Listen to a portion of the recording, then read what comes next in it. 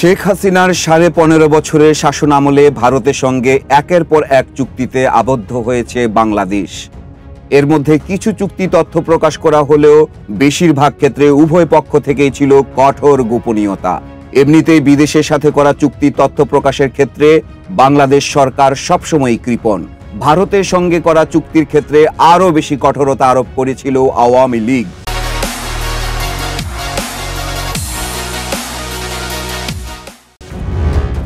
অন্যদিকে ভারত সরকার বেশিরভাগ ক্ষেত্রে বিদেশের সঙ্গে স্বাক্ষরিত চুক্তিগুলো ওয়েবসাইটে প্রকাশ করে, কিন্তু বাংলাদেশের সঙ্গে গত 15 বছরে করা চুক্তির অধিকাংশই প্রকাশ করেনি তারা। বাংলাদেশের পররাষ্ট্র মন্ত্রণালয় সহ বিভিন্ন দপ্তরে যোগাযোগ করেও গত 15 বছরে ভারতের সঙ্গে স্বাক্ষরিত চুক্তির পূর্ণাঙ্গ তালিকা পাওয়া যায়নি। তবে বিভিন্ন সূত্রে পাওয়া তথ্য মতে এই সময়ে দুই দেশের মধ্যে স্বাক্ষরিত বিভিন্ন ক্যাটাগরির চুক্তির সংখ্যা শতাধিক।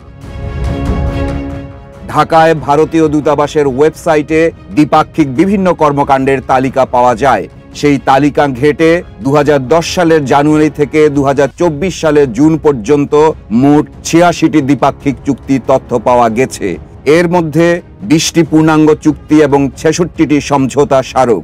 এছাড়া সাফটা, বিমস্টেক সহ বিভিন্ন ফোরামের আওতায় অনেকগুলো চুক্তির পার্টনার ছিল বাংলাদেশ ও ভারত। এসব ফোরামের নিয়ন্ত্রণ আসলে ভারতের হাতে।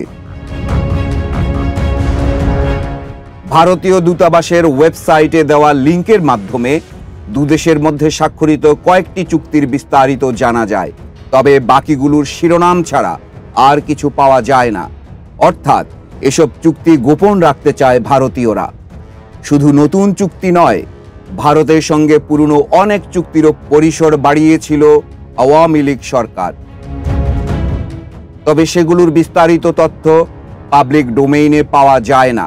আবার যেসব সমঝোতা স্মারক স্বাক্ষর হয়েছে তার মধ্যে কোনটি পরবর্তীতে চুক্তিতে রূপান্তর হয়েছিল সেটাও পরিষ্কার জানা যায় না।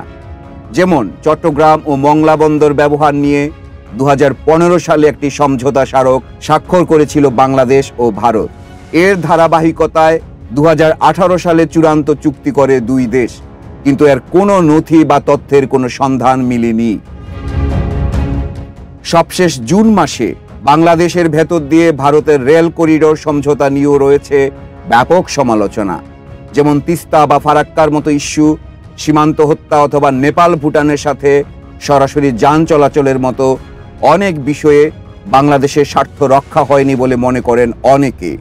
দ্বিপাক্ষিক চুক্তির বাইরে সাফটা সহ বিভিন্ন ফোরামের আওতায় স্বাক্ষরিত চুক্তির ক্ষেত্রেও আওয়ামী লীগ সরকার ভারতের স্বার্থকে প্রাধান্য দিয়েছে বলে অভিযোগ করছেন বিশ্লেষকরা।